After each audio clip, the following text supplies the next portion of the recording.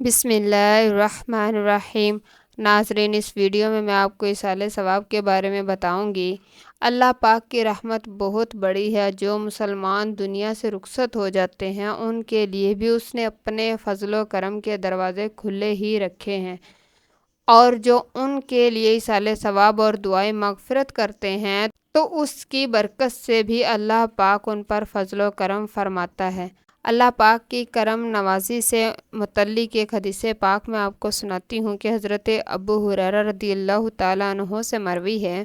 انہوں نے کہا ہے کہ رسول اللہ صلی اللہ تعالیٰ علیہ وآلہ وسلم فرمایا ہے کہ بے شک اللہ پاک ایک نیک بندے کا درجہ جنت میں بلند فرمائے گا، تو وہ کہے گا کہ اے میرے رب، کہاں سے یہ مرتبہ مجھ کو ملا ہے؟ تو اللہ پاک فرمائے گا کہ تیرے بیٹے نے تیرے لیے مغفرت کی دعا مانگی ہے، اس لیے تجھے یہ درجہ ملا ہے۔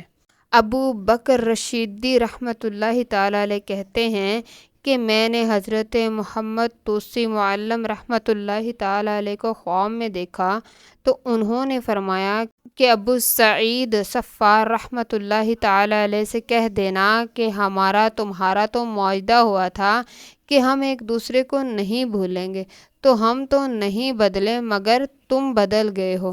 میری آنکھ کھل گئی۔ میں نے ابو سعید صفار رحمۃ اللہ تعالیٰ علیہ سے اس خواب کا تذکرہ کیا تو انہوں نے کہا کہ کیا بتاؤں، میں ہر جمعے کو ان کی قبر کی زیارت کے لیے جایا کرتا تھا اور کچھ ایصال ثواب بھی کیا کرتا تھا، لیکن اس جمعے کو میں نہیں جا سکا، اسی کی ان کو مجھ سے شکایت ہو گئی ہے۔ ایصال ثواب یعنی قرآن پاک یا درود پاک یا کلمہ طیبہ یا کسی نیک عمل کا ثواب دوسروں کو پہنچانا جائز ہے۔ عبادت مالیہ یا بدنیہ، فرض و نفل، سب کا ثواب دوسروں کو پہنچایا جا سکتا ہے۔ زندوں کے ایصال ثواب سے مردوں کو بہت فائدہ ہوتا ہے۔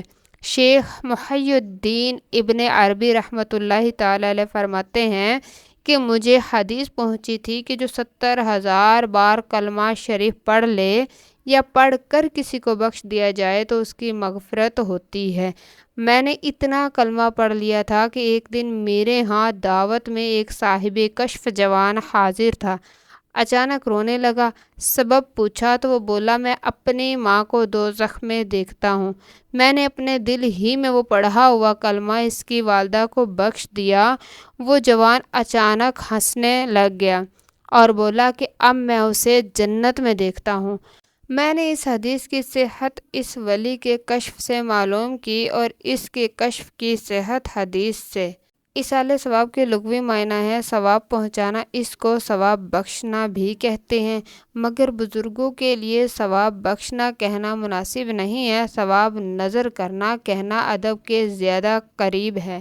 امام احمد رضا خان علی رحمۃ الرحمن فرماتے ہیں کہ حضور اقدس صلی اللہ تعالیٰ علیہ وآلہ وسلم خواہ اور نبی یا ولی کو ثواب بخشنا کہنا بے ادبی ہے کہ بخشنا بڑوں کی طرف سے چھوٹوں کو ہوتا ہے، بلکہ نذر کرنا یا ہدیہ کرنا کہیں۔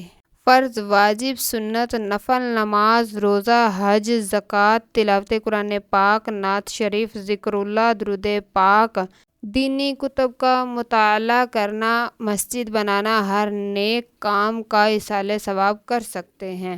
میت کا تیجا، 10واں، 40واں اور برسی کرنا بہت اچھے کام ہیں کہ یہ ایصال ثواب ہی کے ذرائع ہیں۔ تیجا وغیرہ کا کھانا صرف اسی صورت میں میت کے چھوڑے ہوئے مال سے کر سکتے ہیں جب سارے ورثاء بالغ ہوں اور سب کے سب اجازت بھی دیں۔ اگر ایک بھی وارث نابالغ ہو تو سخت حرام ہے، ہاں بالغ اپنے حصے سے کر سکتا ہے۔ میت کے تیجے کا کھانا مالدار نہ کھائیں، غریب لوگوں میں تقسیم کر دیا جائے۔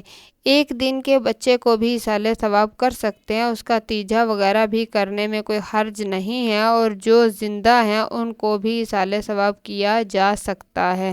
انبیاء و مرسلین، فرشتے اور مسلمان جنات کو بھی ایصال ثواب کر سکتے ہیں۔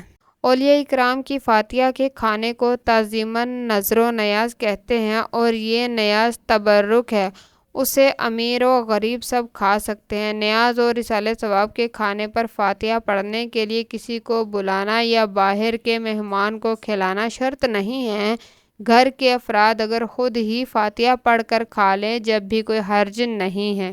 مسجد یا مدرسے کا قیام صدقہ جاریہ اور ایصال ثواب کا بہترین ذریعہ ہے۔ جتنوں کو بھی ایصال ثواب کریں گے اللہ پاک کی رحمت سے امید ہے کہ سب کو پورا ہی ملے گا، یہ نہیں کہ ثواب تقسیم ہو کر ٹکڑے ٹکڑے ہو کر ملے۔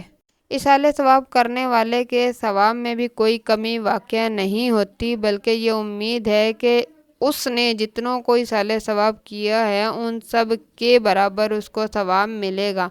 ایصال ثواب صرف مسلمان کو کر سکتے ہیں۔